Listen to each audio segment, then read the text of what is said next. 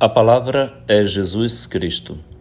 Quarta-feira, na 21ª semana do Tempo Comum, 27 de agosto de 2025, memória de Santa Mônica, esposa, mãe e viúva.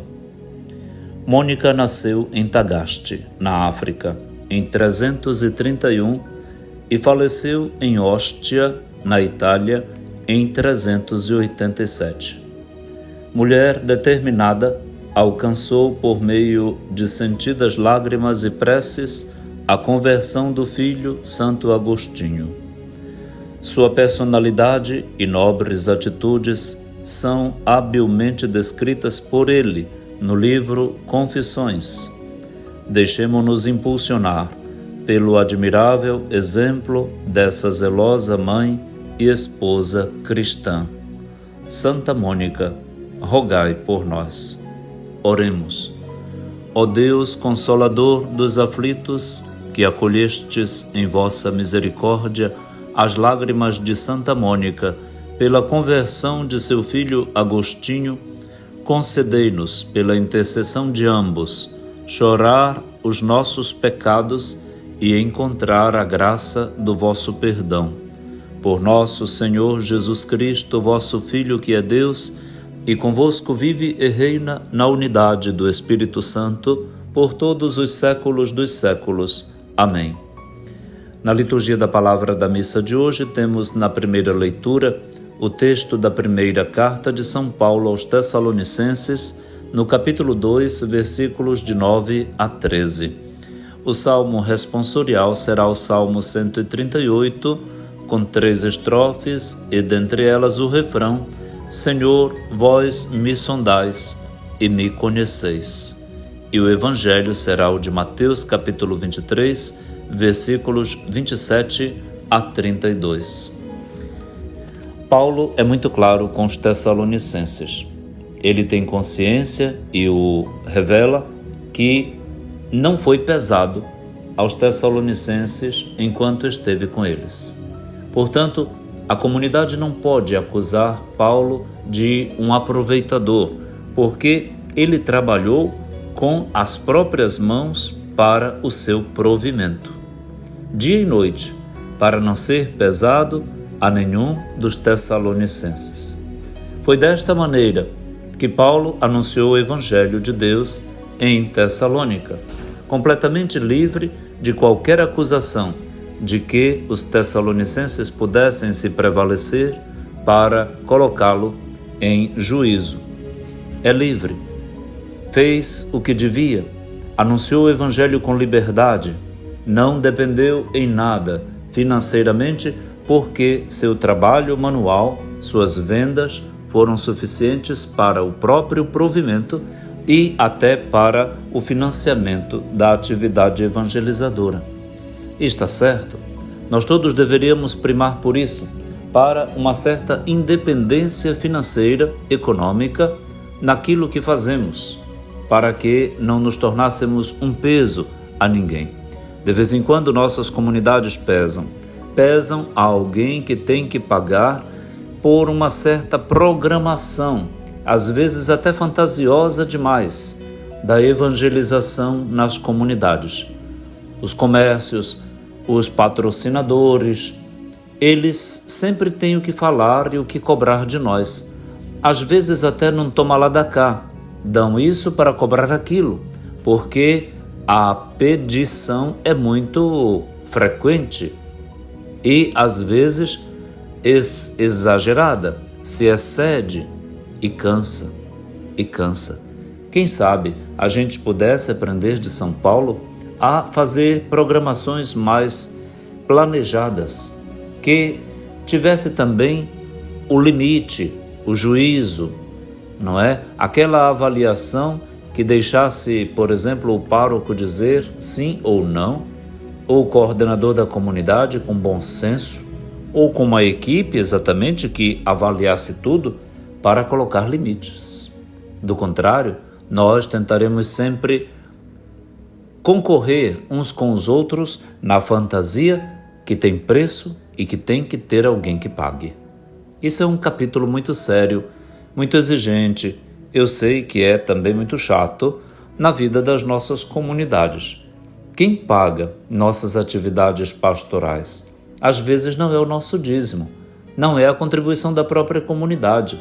E por vezes isso resvala até numa fartura de rifas, de iniciativas promocionais, que chamamos promoções, mas no fim da conta são maneiras de catar dinheiro dos nossos pobres, que tem que comprar as cartelas, que tem que participar de tudo isso com diligência e com solicitude, para as quais nem sempre tem as finanças em nível de resposta.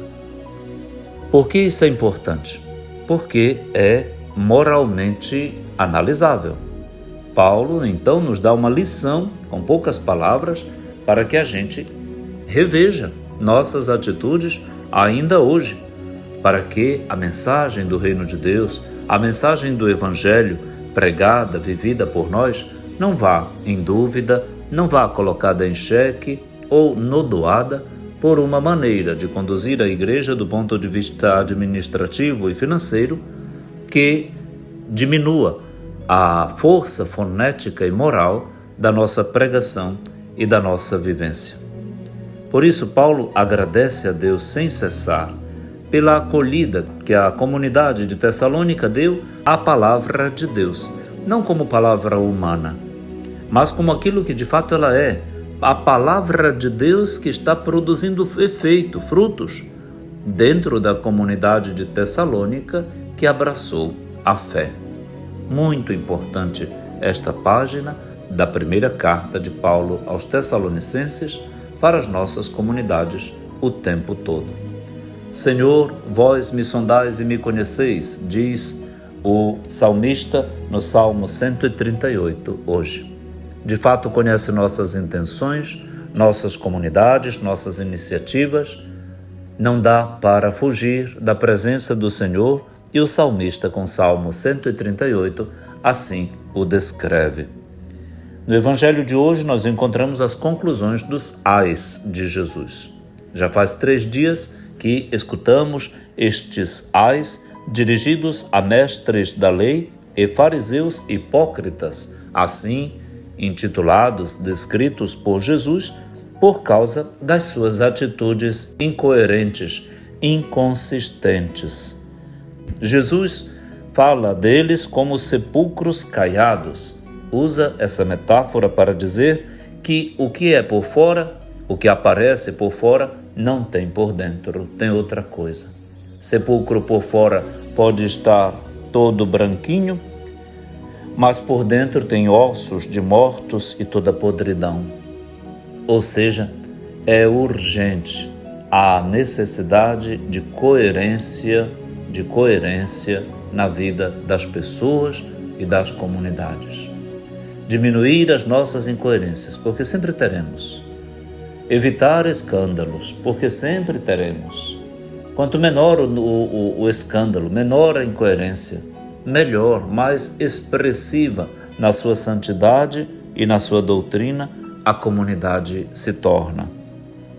Então, é preciso que por fora e por dentro sejamos os mesmos. Não que por fora pareçamos justos diante dos outros, mas por dentro a gente esteja cheio de hipocrisia e injustiça, como o acusa Jesus no Evangelho de hoje, de modo corajoso. Os mestres da lei também são chamados de hipócritas porque eles contribuíram para construir os sepulcros para os profetas e enfeitar os túmulos dos justos. E dizem que se tivéssemos vivido no tempo de nossos pais, não teríamos sido cúmplices da morte dos profetas. E diz Jesus com isso: vocês confessam que são filhos daqueles que mataram os profetas e, portanto, vão completar também a medida da culpa dos pais. Ou seja, em momento algum deveremos contribuir com o que não presta. Em momento algum haveremos de convalidar o que foi feito de mal no passado. Aliás, não devemos nos misturar com nada, nem com aquilo que contribua para nodoar a imagem da Igreja atualmente em sentido algum do que tenha sido ou que ocorrido no passado. Não copiar as pessoas naquilo que elas têm de ruim, de mal, de imoral.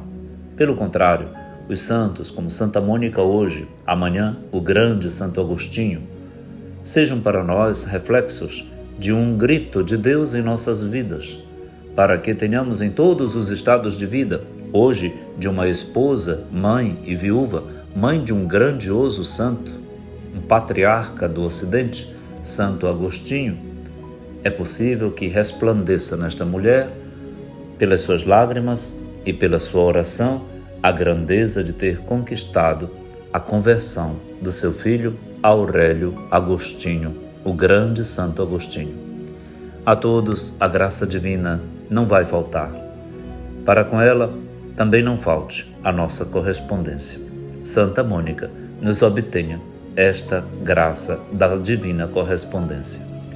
Pai nosso que estais nos céus, santificado seja o vosso nome. Venha a nós o vosso reino. Seja feita a vossa vontade, assim na terra como no céu.